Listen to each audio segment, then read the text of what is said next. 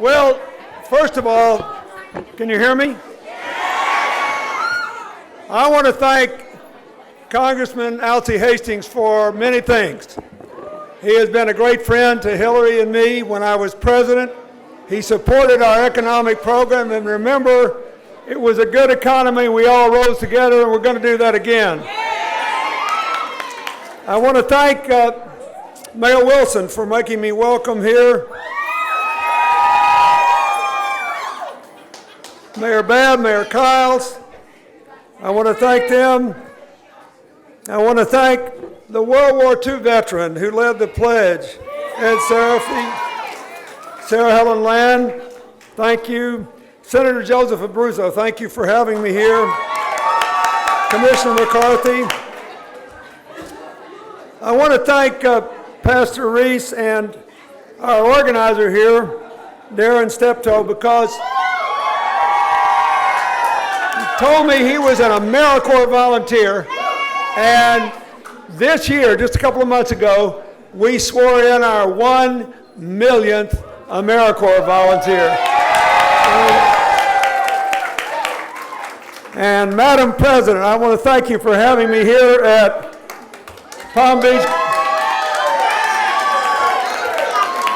I took a picture with her backstage, and she sort of looked at me and smiled. She said, "You know, I was the first woman president of this institution." I think she was trying to send me a message, and I got it. Let me get some business out of the way first. The federal court in Tallahassee gave us an extra day of early registration. So take advantage of it. If you know anybody that's not registered to vote, we got another day, and we got to get people registered to vote. There are people here who can help you with that. And then early voting in Florida starts in 13 days. If you don't vote, it's a half a vote for the other guys. And Congressman Hastings is incisive. He didn't take long to tell you that if you do what you did in the primary and you vote for Hillary, she'll be the next president of the United States if Florida does. So I want to briefly do something that's been a little hard to do in this election. Every time I go someplace, people ask me some political question and try to get us to stir up all this acid that's been floating around. And I say, you know, I just trust the American people to figure all this out. My job is one thing and one thing only, to tell you why Hillary should be the next president of the United States.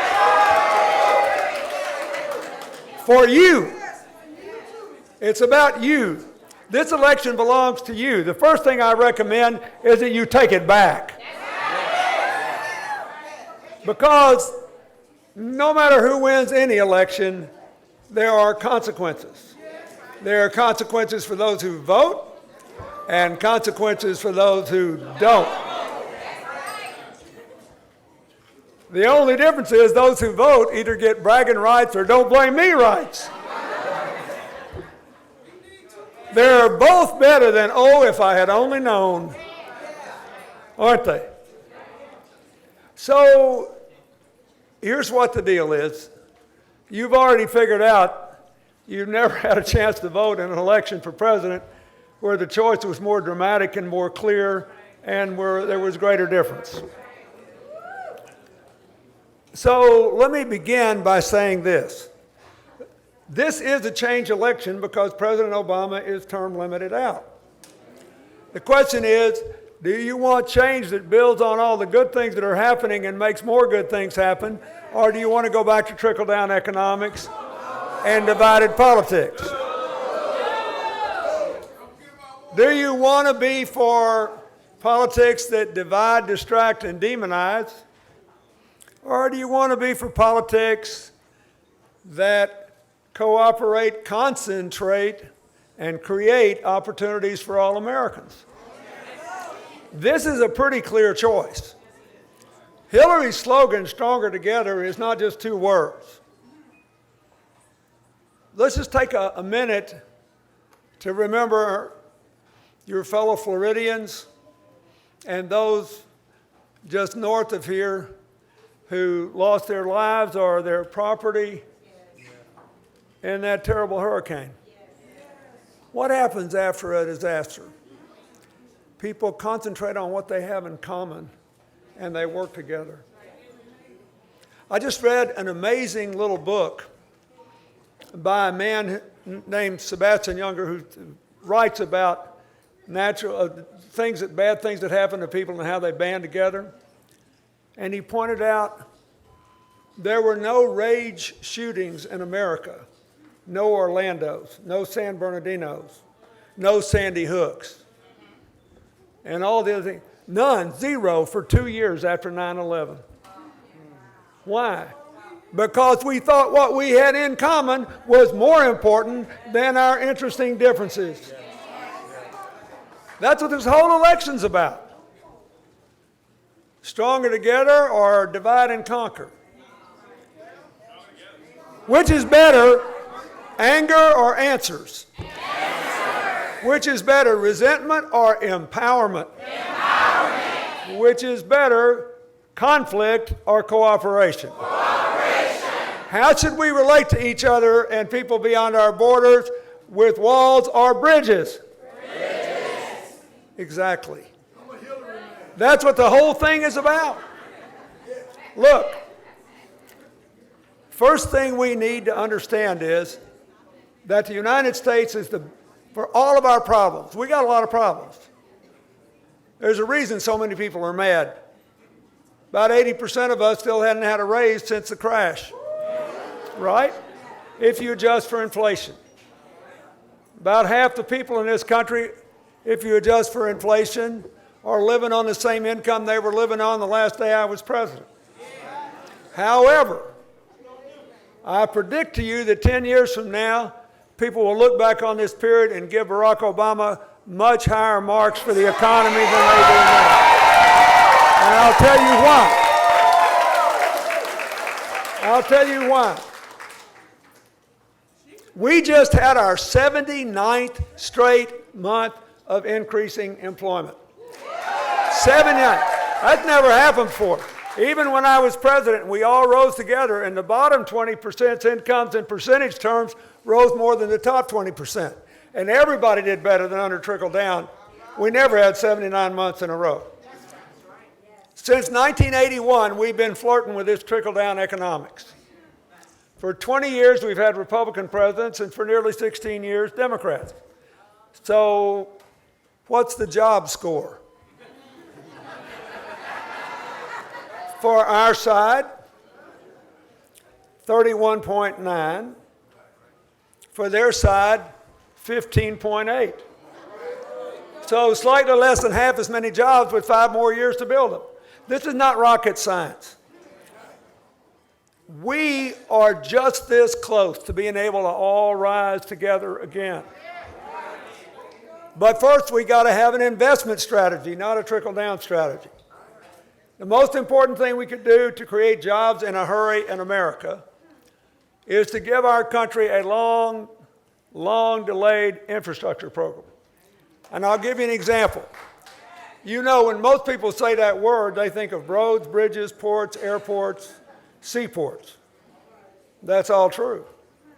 But there's way more to it than that now.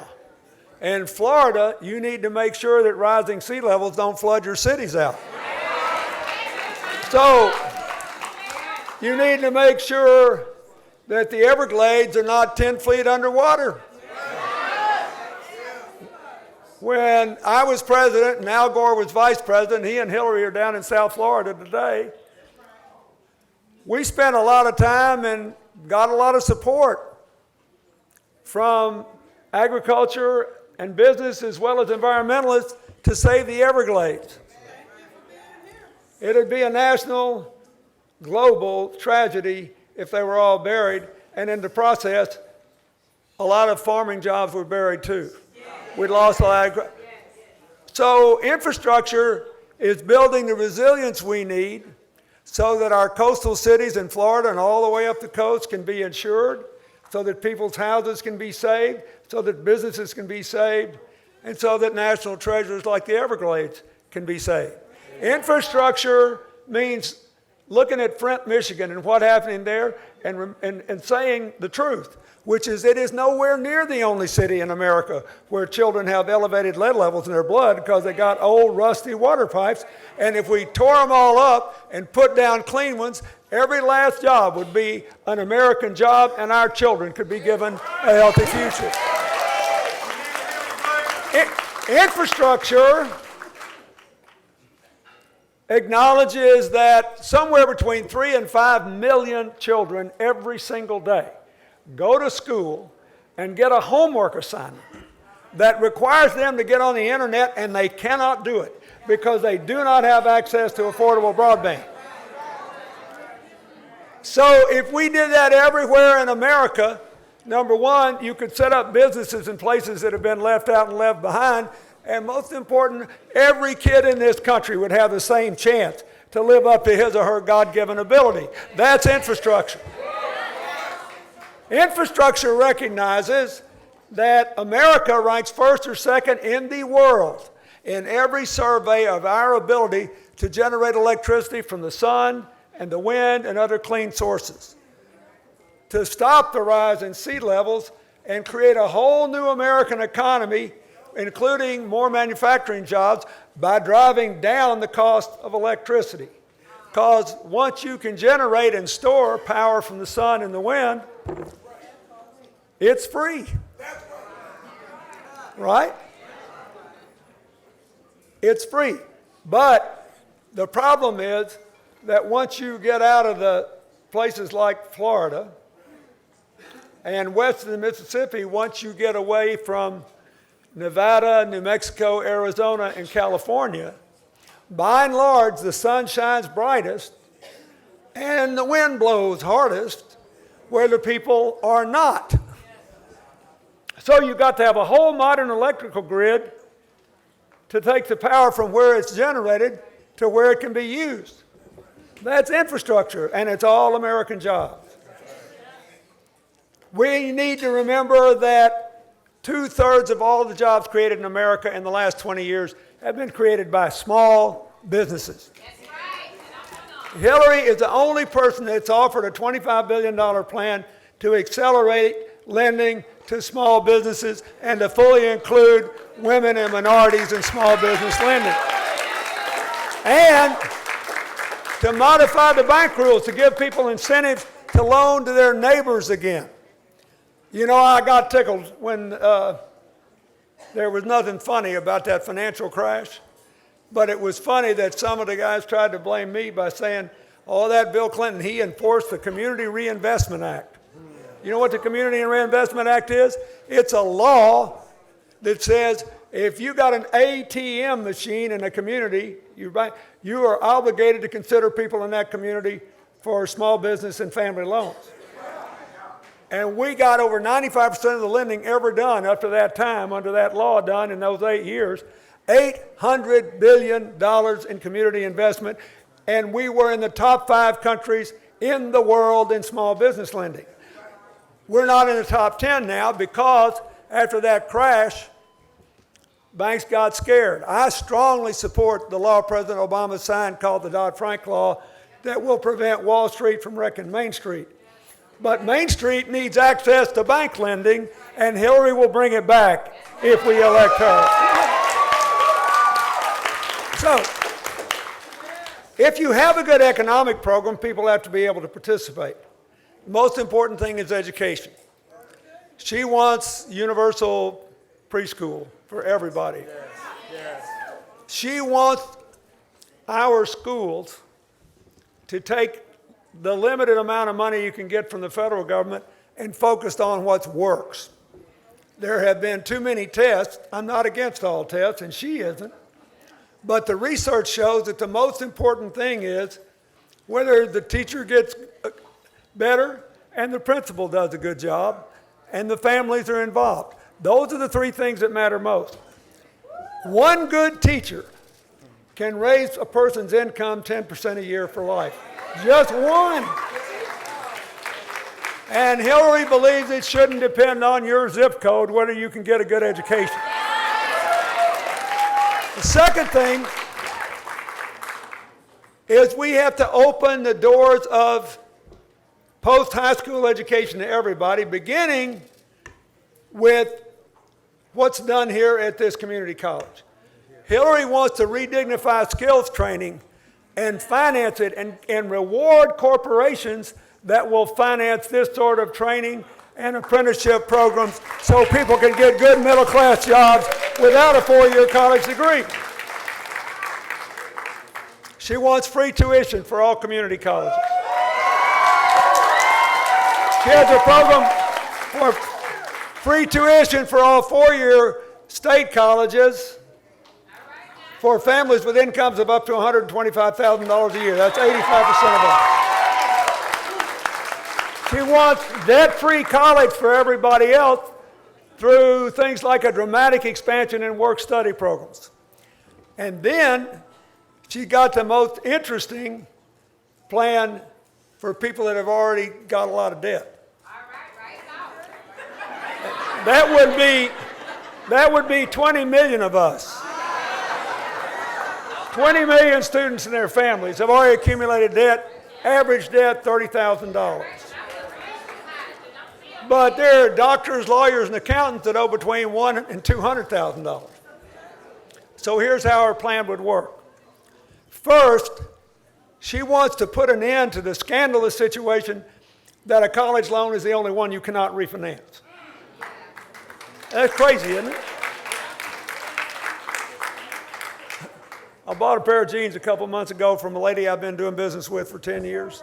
She just had a son graduate from one of our state colleges in New York. I said, how's your boy doing? She said, great. He's made good grades. He's going to get a good job. I said, has he got any debt? She said, yeah, quite a bit. What's the interest rate? She said, 9%. I said, have you still got a mortgage? She said, of course I do. Look what I do for a living. I said, okay, did you refinance it when interest rates went down? She said, absolutely. What's your interest rate? Under 4. Now, there's something wrong with a country that charges young people more than twice the interest rate for their college education that their parents pay on a home mortgage. So here's what her plan is. First, let everybody refinance. If you did that overnight, 20 million people would save an average of more than $2,000, and those that owe more would save a lot more. Second, let everybody have the option to pay the loan back as a small fixed percentage of their after-tax income over 10 to 20 years. If you take a public service job, the rest is forgiven after 10 years. If you take any job and you borrowed $200,000, the rest is forgiven after 20 years, and you can never be charged more than 10% of your after-tax income. And if you go to the bank because you want to borrow $80,000 to start a small business, a new bakery or whatever, the bank will know under her plan that for 3 full years, your obligations to make payments on that loan will be suspended while you get the business up and going. This can change the future of America. Look, there's a lot of other things we could talk about. We need police reform, and we need the police. Both. Nobody should be afraid to walk outside at night. And Hillary just had a fascinating meeting with some of the best police chiefs in America. And they said, look, we're for body cameras, and we're for better training programs, and we're for strong community liaisons. But what we really need in this country is more comprehensive mental health treatment in every community in this country. And so she came out with a program to do that. She was the first candidate to propose a program to provide a comprehensive national network of support to deal with this prescription drug and heroin epidemic. And You might be interested to know here that this is the first drug epidemic in my lifetime where the addiction rates are higher in small town and rural America than they are in urban areas. So she was the first and is now the only candidate to propose a plan that will help people without regard to race based on income and isolation, including people who are her opponents' most ardent supporters, people in coal country and people in inner cities and people in small towns and Native Americans on reservations where the unemployment rate is too high, the poverty rate is too high. She has proposed a program, first, something Alcee supported for years, to give a certain fixed percentage of federal development funds to these really poor areas. And second, and more important, to give a whopping tax credit to anybody that will invest money in areas left out and left behind to create jobs there. So, that's what I'm saying. Answers are better than anger. She's got some answers here. The last thing I want to say about all this is that there are two things that could keep this from becoming the era of greatest shared prosperity and opportunity this country's ever seen. And they're not, everything we need to do is fairly straightforward, achievable, and affordable. And I haven't even talked about what science and technology is going to do for us. Every person in this audience who's 25 or younger has a legitimate chance to live to be 100 years old without the threat of Alzheimer's or other dementia, just because of the advances in human genome. We are about to make the first real advances in life expectancy for people with cancer in 50 years. It's going to be an exciting time if we do the right things. There are two things that could threaten it: continued partisan political gridlock in Washington, and all the trouble around the world, the slow economic growth and the upheavals occasioned by terrorism, the most massive movement of immigrants into Europe since World War II, all the upheaval. So why should you be for her? One is she's the best change maker I've ever known. I've known her a long time. Today is my 41st wedding anniversary.